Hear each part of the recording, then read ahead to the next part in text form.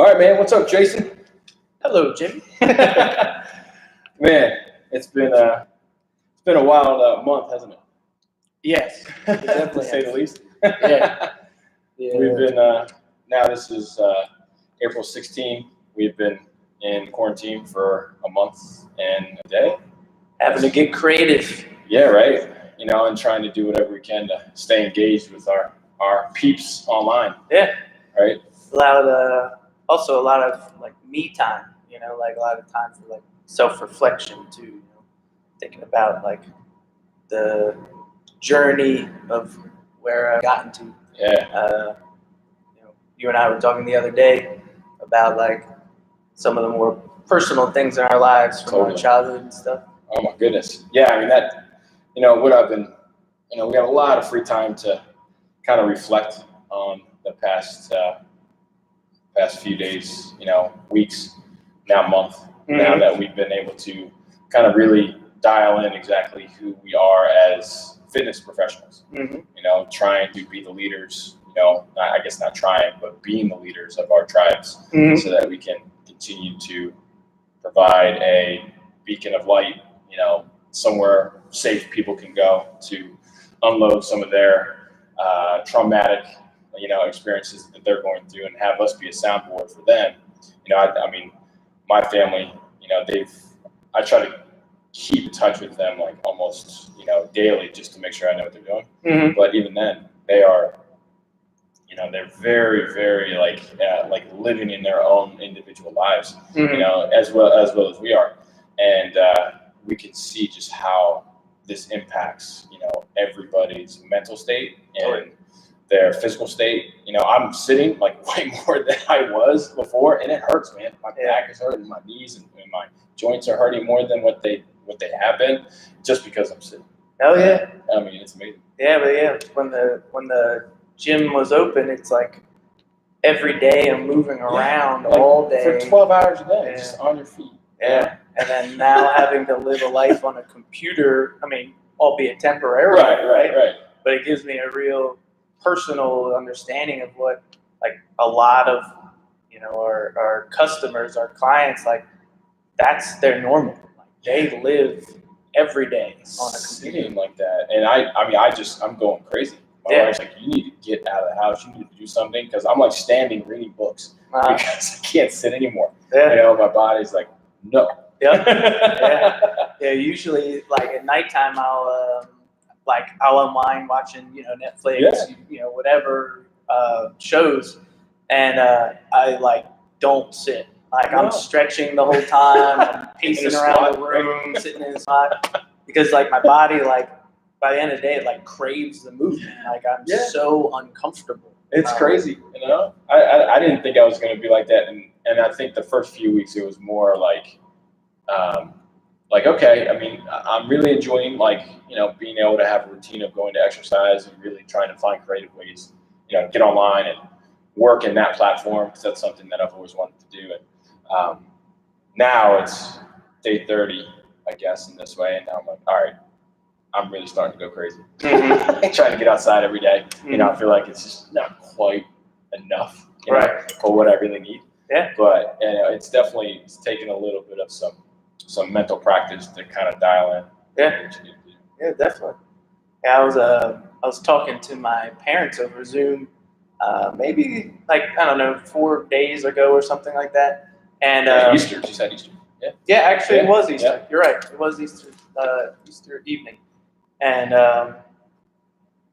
like they are definitely like scared.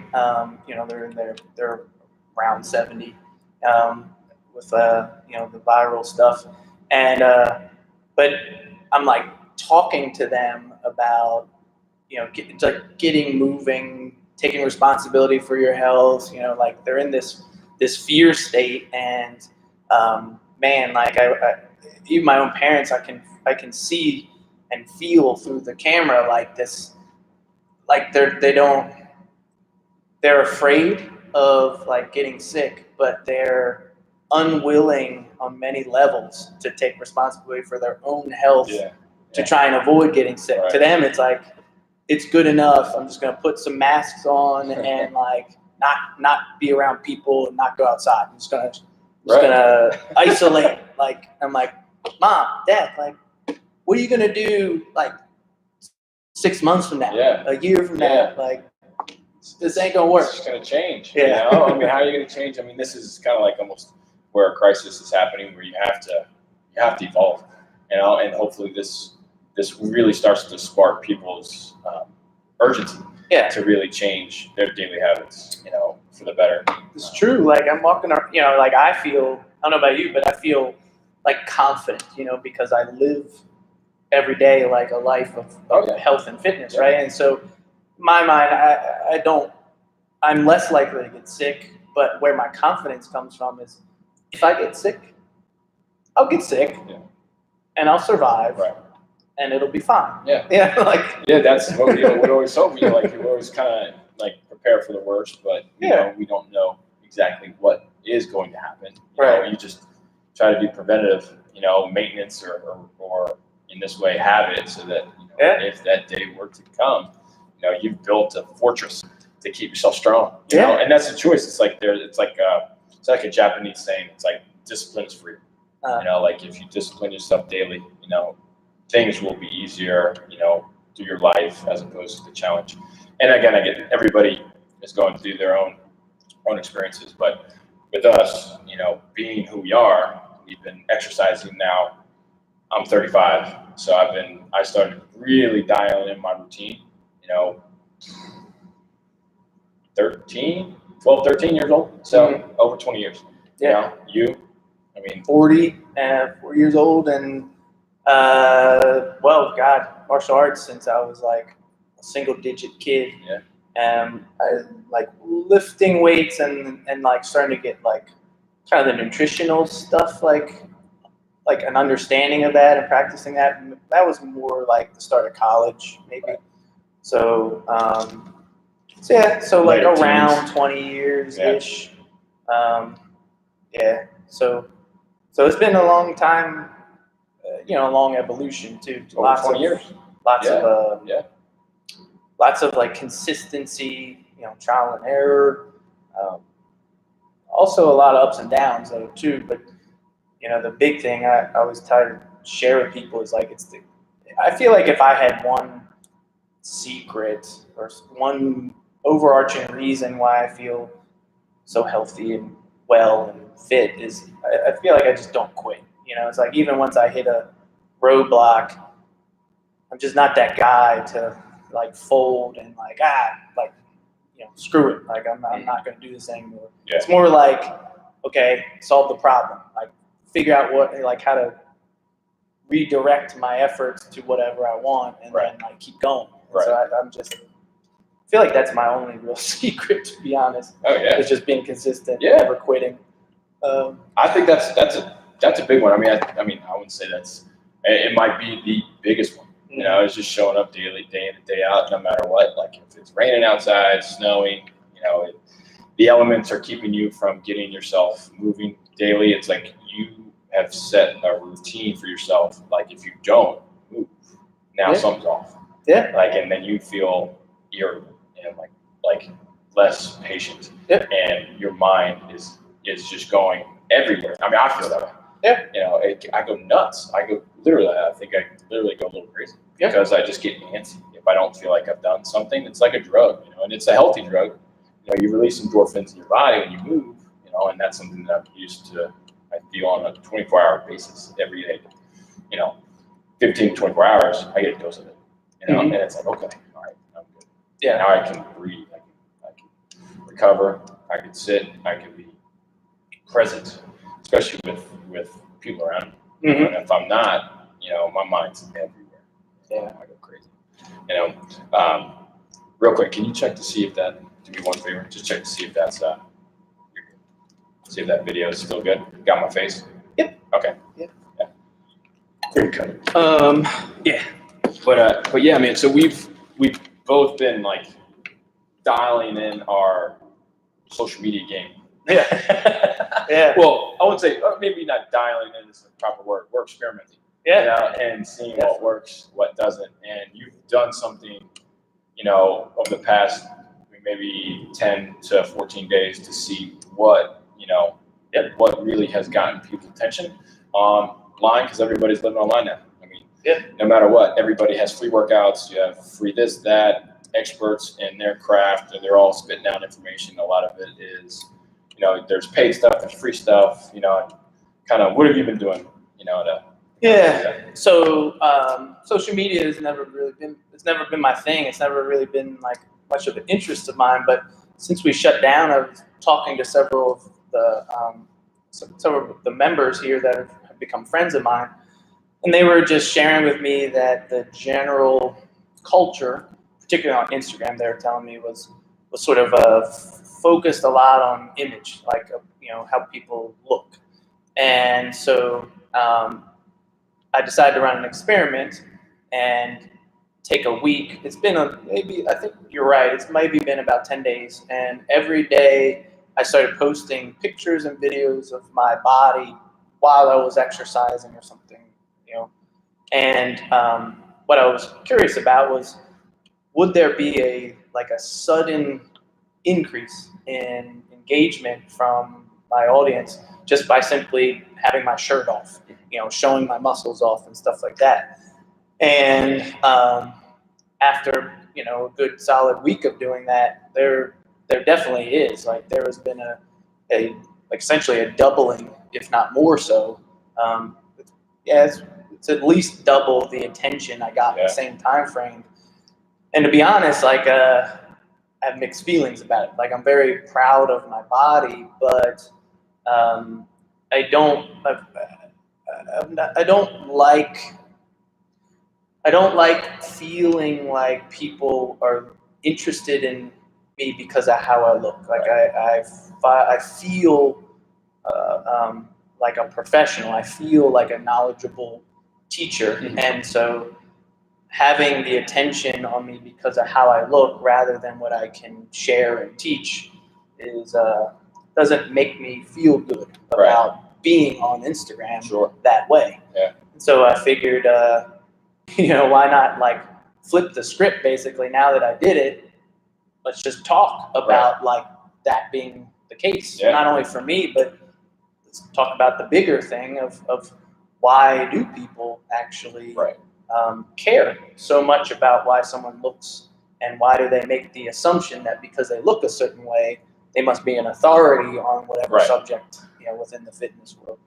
Yeah, that I mean, I get that, and we talked about this a week ago, and we were like, all right, I think that's something that's truly there because, we're definitely, on those platforms, especially Instagram. I mean, you're flying through images, text and images, usually videos or pictures, and whatever catches your eye, is what you stop and spend a little bit more of your time on. And it's almost where, is this what I have to do to actually have you stop and take in my content and take in what I'm trying to deliver as whatever information it might be? And usually, it's very, I mean, I'm going to say usually, 99% of the time, it has a complete value to the person, but, they might not stop if that said image wasn't going to be attracted to it, So it's like, if you had one picture of somebody like yourself, shirt on, you're instructing in front of a whiteboard, right? And they didn't know who you were. Flip that, shirt off in front of a whiteboard. They might spend a little more time, to see what you have to say. It's like it's kind of like an inner demon, almost like I want to get people to kind of look at what we can help them with or offer, but at what expense, in a way I've had somebody say, dude, you should take your shirt off and talk about this and that, and do your workouts with that shirt. I'm like, yeah. And I'm just like, I feel the same way. It's like, I mean, we're in the middle of a CrossFit gym, and this is where most people basically work out half naked. Right. And it's accepted, but, and at the same time, we are, I usually, I'm 35. When I was in my 20s, and I was like, all right, yeah, let's do it. Let's just get down to, the minimal amount of clothing as possible.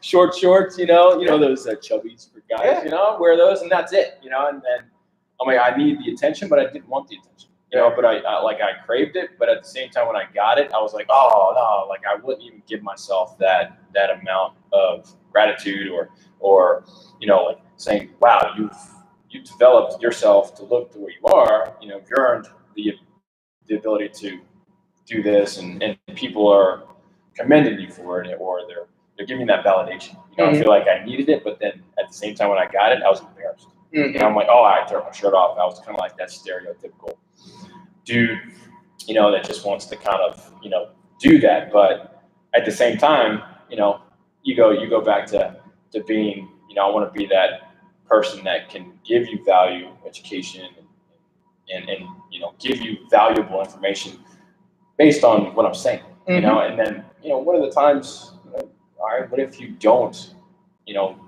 look a certain way? Does that then change the whole way people were to look at you? Right. And it's like, okay, then you're putting stress on yourself. Like if I've developed this platform where I need to take my shirt off day in and day out, and what if there's a point that I just can't? Right. Then all right, then those people that valued that content no longer come.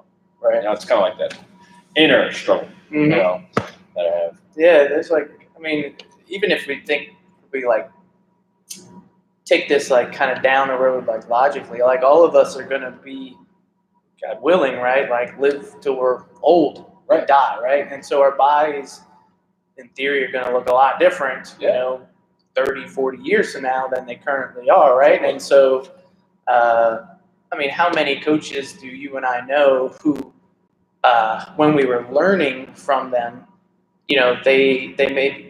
they were older, they had a body that wasn't nearly as fit as they used to be. But, back in their day, they were a stud. They were a great athlete. They were, a great source of information and knowledge. And when we met them, their bodies were different, but they were even like more wise, like more information, more helpful as coaches and mentors. So should we have ignored them because they didn't look like how they used to? Yeah. It's like, no, of course not. So therein, like that kind of logic, makes it obvious that our appearance shouldn't be like the fundamental like basis for whether or not any of us know what we're talking about.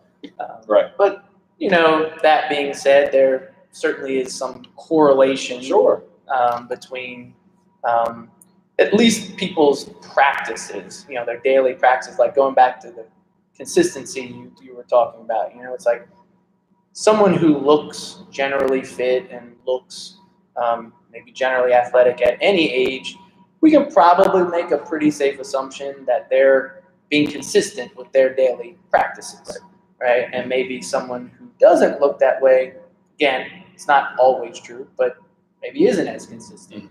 Maybe. So where do you think where?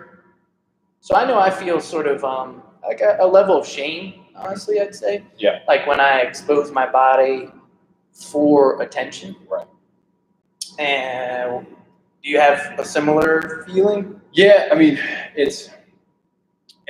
do. It's one of those. It's like a double-edged sword, and I feel where, like I said, when somebody does commend you for what you've been putting in, time-wise for 20 years, they say, "Oh, well, you look great," or "You've been doing this and that."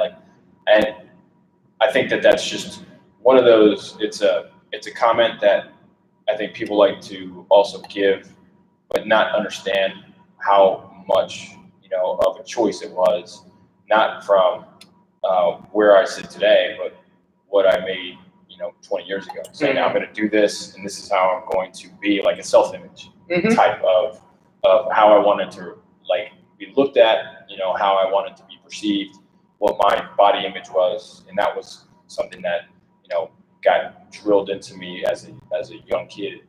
Growing up, wanted to be Arnold, wanted to be Sylvester Stallone, Rambo, and then when I take my shirt off now, one of my idols is Paul Chek, and he's upper 50s, maybe even 60. I mean, and the guy is, I mean, he's one of the most knowledgeable people on the earth, you know, in many different ways and avenues. I mean, fitness being one of them. I mean, he's definitely a guru, in my opinion. Oh yeah.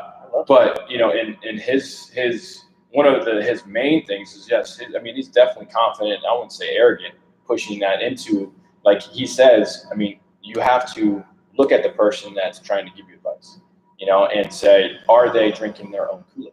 Mm-hmm. You know, you have to be practicing the same things you preach. So yes, I feel like you do need to validate, you know, what you're preaching day in and day out with things that you show people. You know, so like, but like there's a fine line almost. Like there's a threshold where it's like, okay, you know, every video doesn't have to be, you know, this with you exposing yourself. But then some of it has to be like, yeah, like I have worked my tail off to be able to get to this point, you know, and do I need, you know, the validation from other people? Not necessarily. I mean, more for myself to say, yes, I still you still got it, you know, as being an athlete. Been an athlete ever since, you know, probably 20 years ago when I went down this road and say I wanted to change my body. But how I really wanted to kind of identify with me saying, this is how I want to always be looked at, you know, and being a strong male, you know, in preaching and in applying what I preach, knowing that, you know, if I preach, you know, doing the daily habits, I also got to follow, you know, and that's something that I need to do. And then some of those cases when you do expose yourself, that's a quick message without saying it. Like, I do follow my own, you know, prescription. So I feel like there is, you know, like ways that you can show it. But at the same time, then you run the risk of, like, I feel like that sometimes, you know, you are going to be looked at as being somebody that's just trying to use that image, you know, to get Instagram or people to follow you. Which that's perfectly fine. As long as we know that and know that we understand that that's our intention. The quality of followers might not be there. You know, but if the quantity is, because I mean, that is another way that people can make money, you know, is on these social media things. So if that does make somebody stop taking your content and then they actually DM you and say, hey, I want to train, then that, whatever that got them there, that tag or whatever it was, that reach was successful, and then you change your life. So to answer your question, I want to say yes and no. You know, like, I want to be there as a beacon of light, but not as like a guy that's trying to show it off and be arrogant. I think that would be more of the intention. Saying, yes, we can help you. You know, this is my experience with how we can help. You know, and not to say this is the biggest thing is like when somebody looks at your image, you know, looks at your videos, and you're like, dang, I just followed Jason for like, I don't know, a couple of weeks and I'll get the same thing. Like, dude. It's been years of you doing this, you know, and you know, what you see today was the decision you made years ago, you know, 20, 30 years ago, saying this is how I want to move forward, you know, like what happened, like, say, going off on tangents, what happened in your life, like, that made you decide, like, I wanted to, you said you did martial arts, you know, what made you want to go that route? You know, to express fitness, you know, if that what it was, or in this case, self-defense, maybe. Yeah. So like, so all these feeling, all the shame that I feel about like exposing my body regularly, actually, I think does very much go back to my early life as a little kid. Because the whole reason I started martial arts was because I was getting bullied. I was getting picked on a lot. So, you know, I was a really smart kid. I was a big nerd. I was thin and scrawny and very awkward socially. Had trouble. I had just a few core friends when I was little, but I had trouble generally making friends. And so I just was like kind of an easy target, you know. Originally was sort of that kid who, if you picked on me, I would just sort of let it happen, where I would try and run away. Like it would either be that like run or freeze response. It wasn't like fight back response. And you know, I had a friend who was telling me on the bus one day when we were going to school about how his parents put him into Taekwondo. I didn't know what that was. He was describing it to me. I asked my parents when I got home, could I go to a class with him? His name was Brian. And so I went, watched, saw what was happening. Basically told my parents, like, I want to do this too. What I didn't tell them was the reason. The reason was because, to me, what I saw was, well, maybe if I learn some of this, I can fight back. I can feel better about myself. And I don't, this is all a 40-year-old reflecting back to, let's say, an 8-year-old. Like, so I doubt I had that level of insight, but I'm sure the feelings of being small and insecure, and then watching other kids express like feelings of confidence and like assertiveness, that's like, I wanted that. Like, I wasn't them, and I wanted what they had.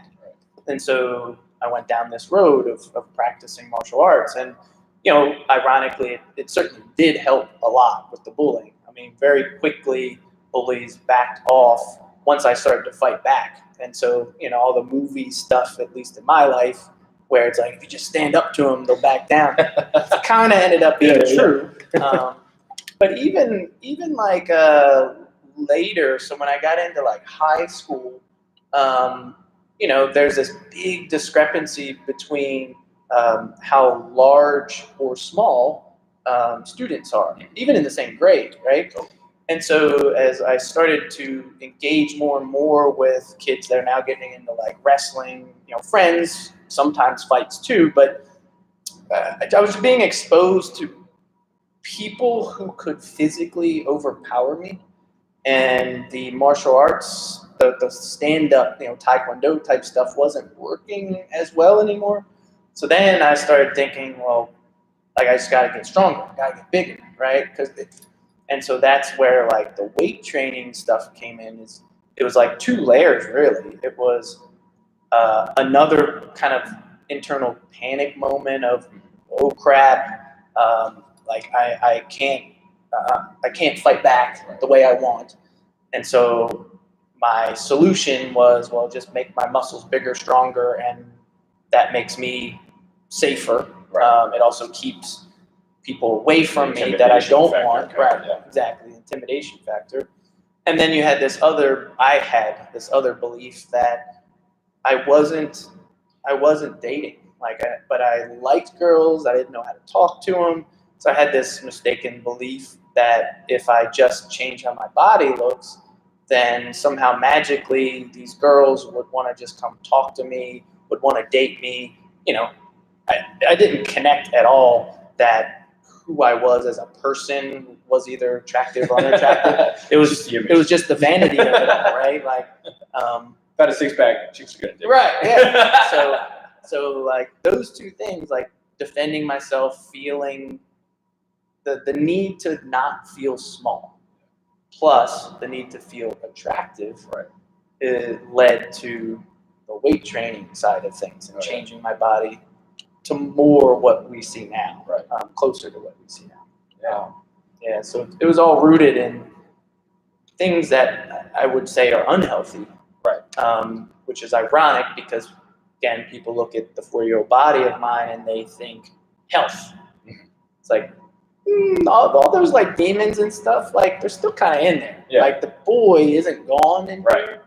It's just he's just found ways to better manage the anxiety, the insecurity, the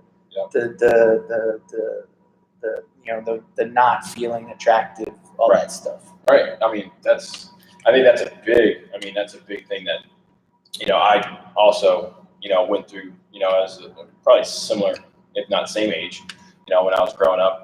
I was doing Taekwondo, actually at June Reed's, right in Silver Spring, was it, or Kensington? Nice. Yeah, and my mom drugged me there. She's like, me and you're gonna do something. And I had two sisters, one above, one below. So I was a middle kid. My mom was like, we don't have anything that we're doing, just me and you. So we're gonna do this. Okay. She dragged me in, and I did it. And we were doing it, and I would piss and moan, and I would not want to go when I was that young.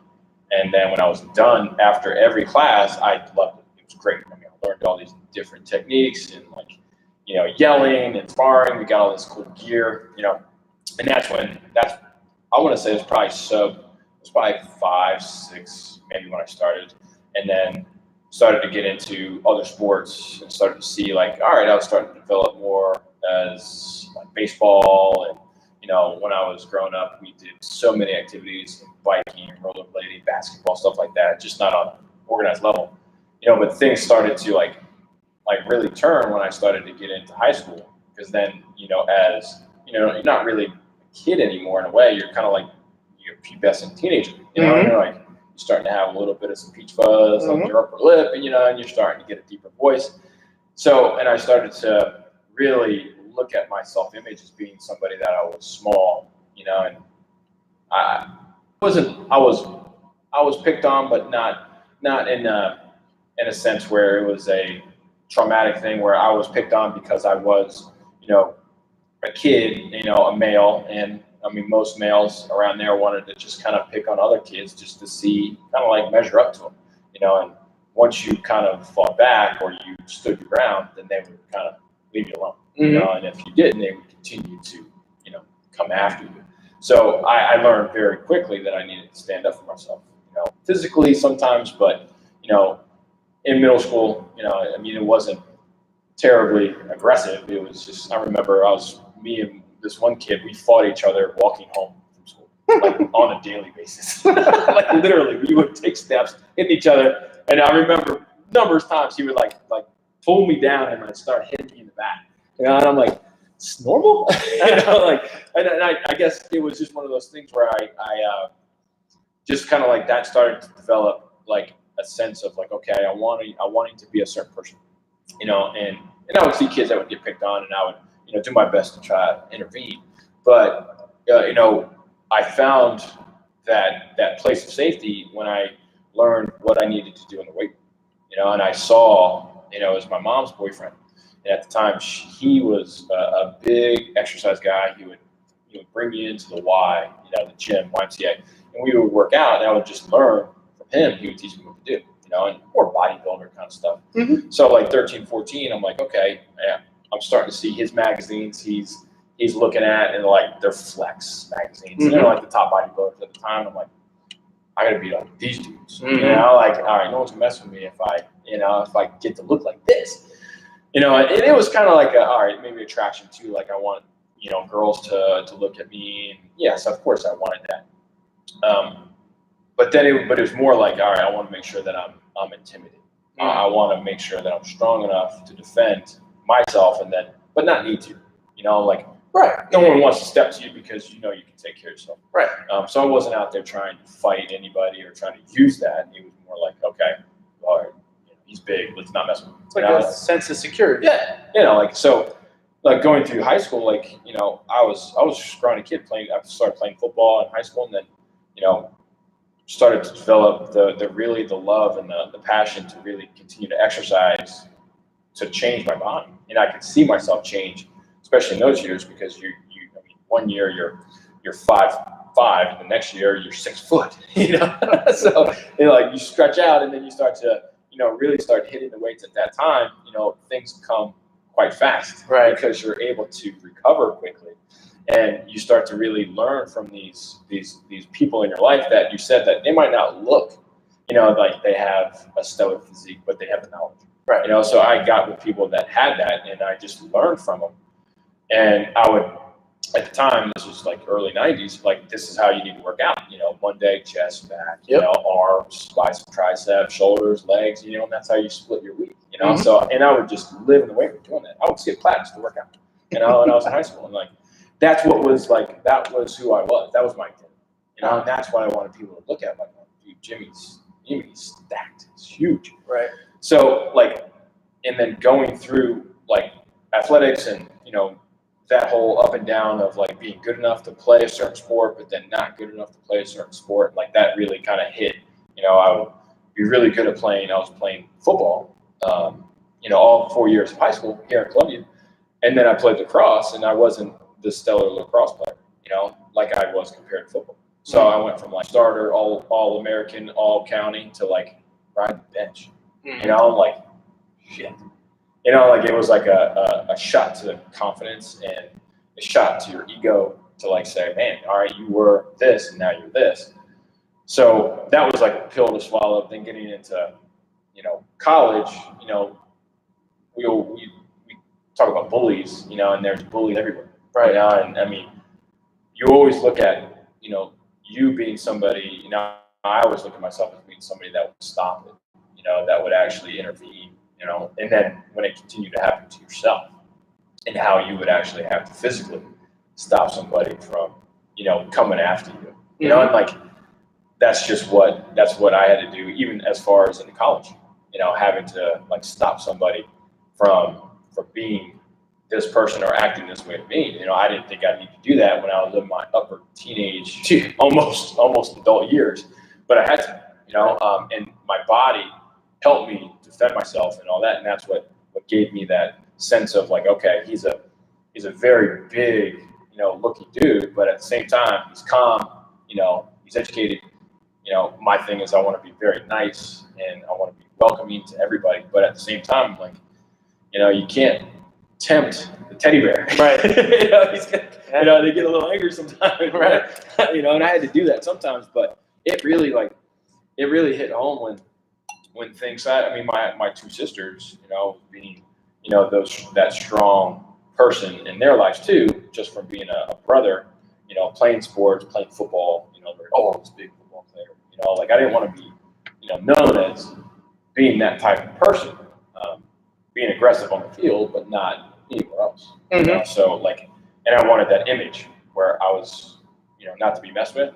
So I spent so many hours working out, you know, far and beyond what the coaches, you know, called for or asked you to, because I just wanted to be the strongest. I wanted to be the biggest. I wanted to have the biggest bench press, you know, that was in school, which I almost got. But man, it's just like that urgency. It's that drive, that motivation that continues even now to like, okay, 35, you know, do I need to have to be the biggest person in the room? Kind of like, I mean, no, but that kept me or is keeping me like from, you know, breaking down and making me, you know, not say weaker in a way, but yes, you know, I want to be as strong as I can be for everybody in my life.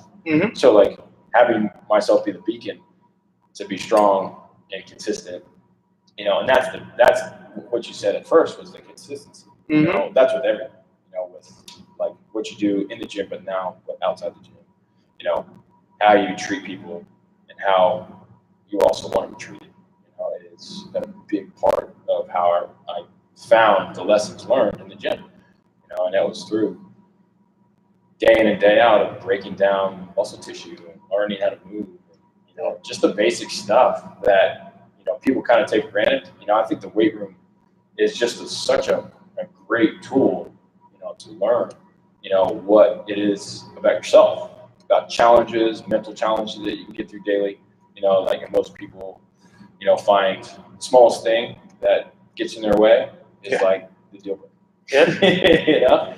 You know, like, but then the values that we learn, you know, in lifting day in and day out, like overcoming, say, 550-pound deadlift. You're like, fuck, I gotta have to lift this thing, so I'm gonna challenge myself to do it, and you gotta get your mind right. You know, to make sure that happens. I always say the weight room for me is like a microcosm for life. Which is what you're alluding to. It's like, you know, you gotta wake up at a certain time. You gotta get in the car, go a place. You gotta have a plan in place. You know, even if you don't feel like it, you go do it anyhow. Right. And then when you're there, you know, you have all these like mini battles. You know, psychologically, like throughout the whole session. Right. You know, no matter what's happening. Like today, like when I worked out with the class, like I honestly was feeling like crap today. I thought, I think people don't realize that people, you and I and everyone like us, who've been doing this a while, we have all the same thoughts people have, right? Like I felt like crap today, and I honestly said to myself, like, man, maybe I shouldn't work out. Like, I didn't work out yesterday. Right. I was cranky yesterday, and knew part of the reason I was cranky was because I didn't move much. But I woke up today, felt like crap, and was like kind of having this inner monologue with myself, this debate, like where, like on one hand, I think I know if I move, I'll feel better, which I do. Sitting here, I feel better. Yeah. But on the other hand, like I don't really feel like great, and so I probably won't do very well in in my workout. So like what the hell's the point? Like why bother? Yeah. And then I get in the car, I drive here, I come in, Justin's running the class, and so I just start moving, and I picked weights that were very moderate for me. Even when I was moving those weights, I even still had thoughts like negative things, like shaming myself, like, man, Jason, like, stop being a bitch, like, just pick up the grab the it's like every day. and then like a response to that is like no, man, like why does this make me a bitch? Like just like move around, you'll feel better. Nah, man, like this is a lightweight. Why am I even bothering with this? I know. And all this shit happens in my head that no one ever sees, no one ever hears. But like I all that consistency, all that inner struggle, it applies like to literally everything in life, right? Like it is.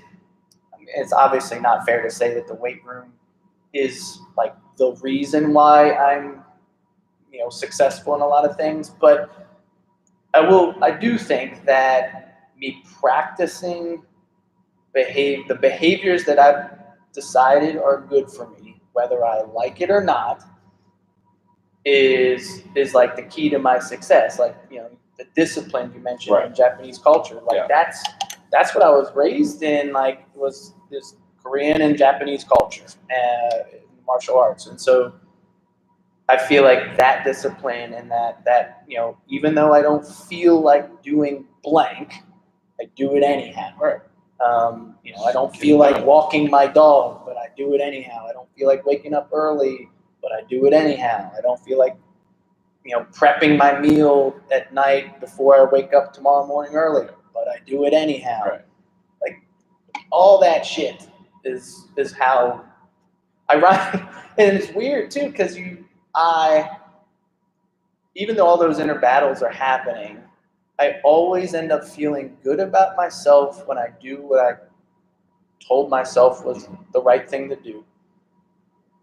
And the opposite. If I don't do what I decided was the right or important thing for me to do, I'll usually have like the guilt and shame that comes along with that too. Yeah. That happens a lot. I mean, I definitely daily, especially when it comes down to something that is going to hurt. Mm-hmm. Or it might not say hurt, but it's like something you just don't want to do. In this case, we're talking about exercise, which we know positives of releasing everything, endorphins, oxytocin, serotonin, dopamine, and that's going to be good. That's going to give you that sense of, oh, okay. I got that rushing through my body now, so I'm ready to go. But then at the same time, there's judgment. Mm-hmm. It's like, all right, especially with me, I put a lot of judgment on myself. That's 100%. Because I want to, again, have a self-image. I want to, uphold the status of what I put on myself. It's very demanding because even when I was playing sports, I always had like this, like, I was a lineman, believe it or not. I was 295 pounds, and I didn't want anybody to get around me, to put a hit on the quarterback that I was protecting. So I made it a decision, like, no one's going to get by me. And if I did let someone by, just because of I had a assignment, or if I just got beat, that would have been detrimental to my self-image, my ego. Mm-hmm. And I would never let that down. And that's what happened when I got to the next level. I played college, and then I went into playing, professionally. Like, dude, you're gonna get beat. I was gonna get beat left and right. Yeah. because I had this like high standard for myself, it got me to a certain level, and then I need to learn how to be able to cope with that. I wouldn't say failure, but like, those things that happen in life, that like there are some setbacks. There are some shit that happens that's going to happen. It's how you respond to them. Mhm. And that was a tough lesson to learn when I was playing sports because of that. Mhm. And even here, CrossFit, and exercise, especially with like certain things that I want myself to be at the top end of, in this sport as being, the person that can do this, that, or that. I don't want that to be something that goes away. So I have those inner demons that say, I'll put on another 5 pounds, put on another 10. You can jump up to 20. Go ahead. I mean, the last one felt okay. Mhm. Might as well. Don't be a bitch. Just go. And then, some days it's okay. Some days that's not okay. And then it's like, all right, well, I was the only one that actually was judging, myself in that way. So we put ourselves at like this higher standard, more than, people look at our image and say, oh man, they got their shit together. But we're the worst critics of ourselves. We are. We're like, we say we're this or that. Yes, on the outside, we feel like we have that confidence, but on the inside, we're like, we're still scratching at the bottom, trying to get up into the light. It's amazing. Like, we still have that urgency and drive to want to be better, and to improve, and that's what keeps us thirsty and hungry and humble. But at the same time, learning that we need to sit, and I went through I wouldn't say a lot of therapy. I mean, I would say when I was in my mid-20s, I was lucky enough to know somebody that helped me, sit and talk about my feelings, and that's where a lot of mid-20-something males, I mean, wouldn't even consider sitting down with anybody to even getting close to being vulnerable. And that I chose to go that route because I wanted to learn. I wanted to learn more about who I was as a person and and what made me tick. For me, finances was like it's a big thing for me. Like I feel very anxious, around money because I don't know if it's because of my past where I didn't have a lot growing up. So, me and my 2 sisters and my mom, we all lived in then one room at one point, in a house full of roommates. I don't know if that. I mean, I love my childhood. It was great. But then at the same time, I look at every dollar, and I'm very aware about what's happening on that end. And then I judge myself, for making, purchases that you don't need, and stuff like that. But like, where does it come from? It's like that insecurity, So like, it's like on the outside, the facade, it's like, oh, that dude's got his shit together. And you're like, yeah, I mean, sure, that can look like that, but at the same time, it's like a duck on a pond. You just see what's on the surface. Underneath, it's like those feet are kicking a mile a second. And that's usually, the struggles that we say that we have day in and day out, like with weight, with our things that we have to do, how to make ourselves better, to be a better male in this society, a leader, a beacon of light, being that one for our partners, making sure that we're there for them and our families. And it's hard. It's a daily thing. It's a daily thing. I think so. I wish I had like counseling when I was younger. Like I went kind of opposite direction. I used drugs to basically cover up how I was feeling, um, and I mean that was so. I got real heavy into opiates when I was late college, and a couple years after college too, and money, like I was like so frivolous with money too back then. Like I used money as a way, or like money and like gift giving as a way to also like kind of cover up how I was feeling. Like I would like buy, like I remember buying girlfriends like laptops for no reason. I took friends, and mind you, a lot of this was on credit cards too. So I racked up a lot of credit card debt. Like and this was all during my opiate addiction. I took girlfriend to Hawaii. I paid for it. I think a couple years later, I took a friend back to Hawaii with me, paid for it. And so, like, I was so ashamed of who I was at that time and so insecure, felt so lost. I mean, I think college, like, I never really maybe put this together, but like when I went into college, I shouldn't have gone to college, in my opinion, when I did.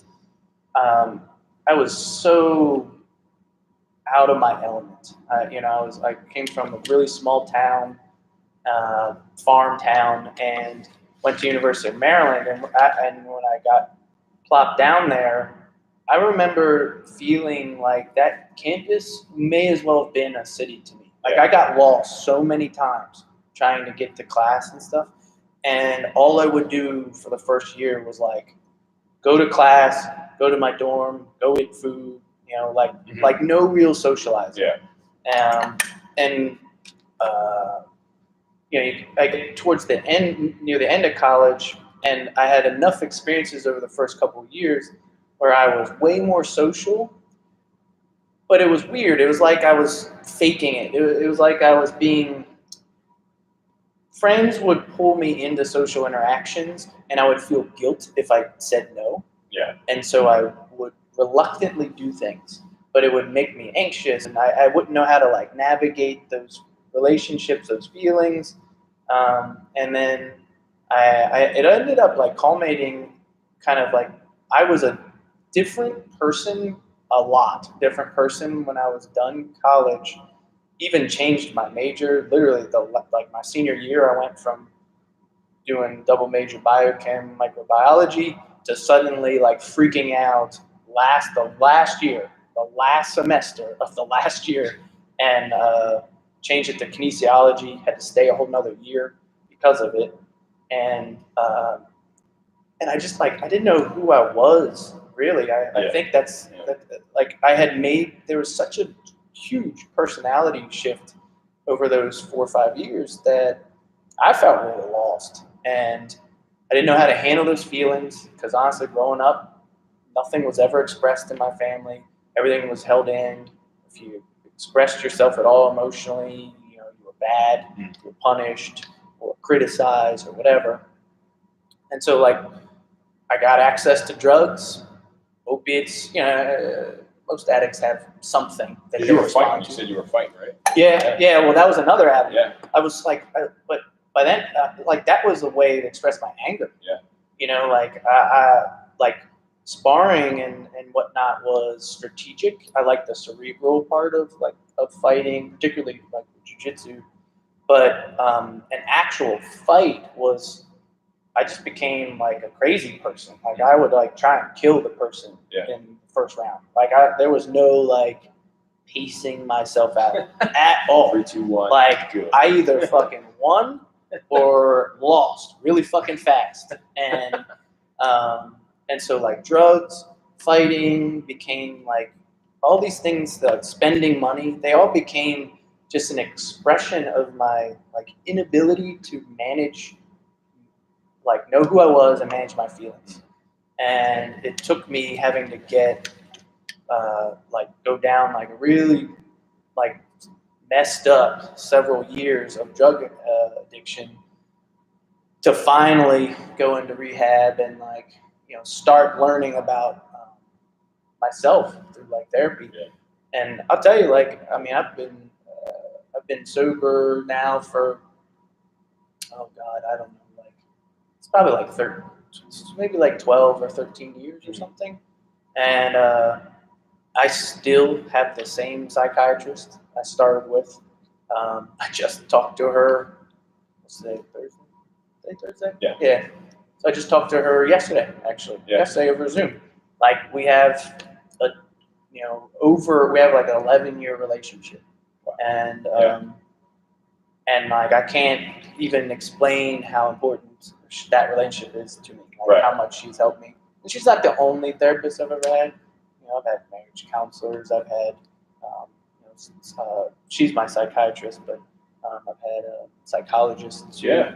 I really resonate a lot with like older psychologists and psychiatrists. Like there's something about the wiseness, the age that helps me like really like feel safe and expose myself. And I think like whatever they suggest back to me, I'm more open to too, because it's like they've lived a life a lot longer than I have. They know stuff I don't know. Right. Just shut up, Jason, and do what they say, kind of thing. But yeah, like it's been a pretty incredible journey over the last like 15-ish years for me. And every day, I remind myself that life is not that far away. Right.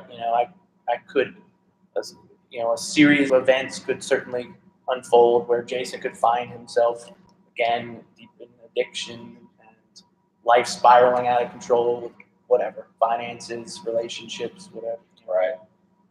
So it's a very like real presence in my life that I guess maybe going back to that discipline thing, like it's maybe part of my daily self-discipline. Like that's one of the things I try to remind myself is like, you got to do work today on yourself, Jason. Like, it can't just be like the physical Jason, how my body looks. Right. Like, nah, like this up here, even bigger, up in there. Totally. Yeah. Yeah. That's exactly, the mental clarity that, I have day in and day out is due to making sure that you get yourself in your movement routines. I was just going to comment because of what you said on how, with the addiction of having things that happen in life, everybody, has their story, and I certainly do. When I was in college, alcohol was definitely getting a big part of my life, and getting to the end of my football career, not knowing what I wanted to do. Like you change your major, trying to find out exactly who you were. And I actually almost did the very same thing. My last year, I changed my major because I didn't know they had it to exercise science. I went in as being like a commercial recreation, sport management, trying to find out what I really wanted to do, and then nothing stuck. And everything started to kind of spiral because things were coming to an end for my football career in the unknown. I mean, senior year is coming. I don't know if I'm going to play. I want to play outside of college, but who knows if that's going to happen. So, I mean, and I went in hard after that last year, trying to prep, for the combines and making sure that I got my body on the right track. But then alcohol was very prevalent because everybody was at that time still partying, and I mean, I got to the point where I was doing it myself, and I saw myself deteriorate. I saw myself change. I didn't want that. I didn't want that. I saw myself lose the self-image that I was working so hard daily to maintain, and as well as the mental clarity too. My grades were dropping. It was the first time I felt below a 2.0 in college, and I took pride in keeping myself, above a 3.0 when I was playing ball. Right. And that shook my world, and I didn't have to have my parents or anything tell me otherwise. It was me, saying, dude, you better get your shit together, so that it didn't take long at all to like get me back, off that and get me on track because of my family's experience with addiction, and it's very much part of like what's ingrained around my family. So I knew very young that I did not want to end up like, a lot of my family members had been going through a lot of issues. So I don't want to be like that. I want to be that beacon of hope and that light for my family, saying, this is who Jimmy is, this is who I want to be, and I didn't want to steer from that at all. And I learned very young that was who I wanted to be, and I didn't want anybody to change that. It was my choice, so I made it consistent. Like, this is what I'm going to do. It's exactly what I'm going to do. I changed when I was a senior.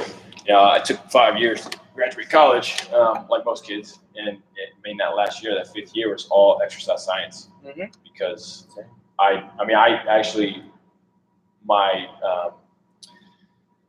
teachers, what are you, your administrator, your The what's person guy's you report to, name? like the advisor. advisor. Yeah. Your student advisor. You're like they kind of guide you in the right direction based on when you're getting closer to the end of your college career. They're like, dude, if I don't pass you, if I don't kind of do what I can, you're gonna stay here for another year. I had 36 electives that didn't go toward my major because of I changed it at the last second. Because I didn't know what I wanted to do or be until I got into these courses, and I just turned into a geek. And I was like, God, I love the body. I love the way that the body moves, and that's who I wanted to be. Like that was my identity. I'm going to be a person that's going to help people move and exercise and do this and that. And that was now something that I could take after I played ball. Like after football, it's like, okay, now I can be this person, right? Because I no longer can be a football player. Got to be this person. I got to do this. I got to do that. So that was kind of like the biggest thing that I had to take in and tell myself like that's who Jimmy was going to be, like that self-image, and that was monumental, at that time. Like you're going out of college. I mean, you came out of college, now having, all these. Would you say you had the addiction while you were in college? That's when it started. It didn't get bad. That was like when the real, I'd say like the abuse of things kind of started to ramp up. Yeah. And it's always hard to where's that line where you say you're an addict versus not, but it definitely making that transition out of college back to the now having to be in the real world, and it's like having to navigate how do you make an income, how do I socialize in a new environment, all that poor management of my emotions made alcohol and drugs just an appealing break from the anxiety and whatnot. Even when I went into Bally Total Fitness fresh out of college as my first job, personal trainer, and it's some ways probably wasn't the best fit for someone who has all this substance abuse stuff, because there I got even deep. Several people who I worked with were big into drugs, including steroids. The fighters that I was so practicing MMA stuff, that world was also becoming heavily involved with drugs too. So it's other than my home, so I was living with my parents. So other than that environment, the other two environments that I was mainly spending time in had plenty of substance abuse stuff around it, which just gave me permission to do it. And then just imagine that spiraling over years. Right. Combined with a man who just was running from the actual real problem, which was up in here, right? Just became easier to get high, but it's weird how it is weird how there's a lot of bad memories from that time, but the person I am now, I really don't think I could be me without having gone through that. Yeah. It's really kind of impossible for me to imagine having the self-awareness I have now, the inner peace I have now, the clarity on who I am and what I believe, what I value. I don't know if I could have had that without going through that shitstorm 5 years. Strength through struggle. Yeah. I think you have that tattooed on your body somewhere, right? I got a couple of sayings in my body. That's one of them. I got another one. Mind at peace is another one. So the yin and yang of life, the balance. And that's the thing. I guess balance is very important. Having the balance, because you say that. I mean, the life that you had. You said you lived day in and day out, because you know that that is not that far off. Yeah, like it is not. something that, I mean, as well as, a lot of things, that are pulling you in directions that could easily set you on a path, Yeah. to fall back Yeah. on those kind of things. And you just, it's discipline that say, I'm not going to, waver from what I choose to be and who I am, because, the outcome. Yeah. You've been there, you've done it. This is not bullshit. Like when I was in California when the Maryland declared like the gyms like being shut down, right? In San Diego, and when they when I was told that happened, and I was across the country, I had this like panic almost, like what I had been telling myself for years past, that my personal belief is that as an addict, like there's always some set of circumstances, and it's usually some kind of crisis that will likely trigger an addict to relapse. It's hard to know what that crisis would be, but some craziness will occur that could create that outcome. Yeah. And so I was in California, and I thought like it wasn't my first thought, but I remember very distinctly thinking like, oh shit, like what if like my gym shut down, my business is shut down. What if what if it's shut down in such a way that I can't financially recover? What if that like financial struggle leads to me like just spiraling into addiction again? Like I had the thought, like this might be the crisis that makes me consider going back to drugs. And I'm like, fuck that. Like, no, I gotta do whatever I gotta do to not let that happen. And that's how on my mind it always is. Wow. Yeah. Is like, it's just something so recent that. I mean, that's a commitment to you to say, hey, my decision going into this direction is far more important to me than, what that is. Just to, I mean, like you said, but I wouldn't say as easy as flipping a coin. Right. But, there is a very strong force, that's also there present. Oh, yeah. Like you see all these commercials where you got that little like angel and like the demon devil is on the other shoulder, that dude that over here is talking loud, and, especially with your experience with it, being what it was. But yeah, I mean, I can only imagine, like that's a commitment to, what you built, for 13 years, Right. being sober, but then building, a fitness community, that's surrounded by you being genuine, being honest, open, vulnerable, saying, hey, this is who I am, Mhm. And not changing, who you are for somebody else. Because, hey, this is who I am. This is who we are. You can come in and this is how we're going to do things. So I think that it kind of brings everything back to like, hey, what you see Jason, on Instagram being this, this physique, this physical specimen, being at the age of 40, even though that's just a number, Right. there's a lot of story behind that, to get to the way you are today, as the same that goes for everybody. So, yeah, man, it's awesome. Cool. I think we got it, man. Yeah. So you can catch Jason, top tier CrossFit, Columbia, Mindful Fitness. You can check out our websites. You can check out our Instagram. You got Noble Institute. Yeah. We got top tier gym, is the and main- then the main Noble Training Institute is the handle. So NOBLE. Yeah. So if you want to learn more about Jason, go on there and hit him up on the DM. If you like his pictures, like his videos, check out his content. And you do the same for Mindful Performance. All right, guys, stick around for the next one. We'll have a couple coaches on here doing the same thing, getting vulnerable, getting deep, going down some rabbit holes. All right. Appreciate it. Cool. Hey, thanks. Yeah.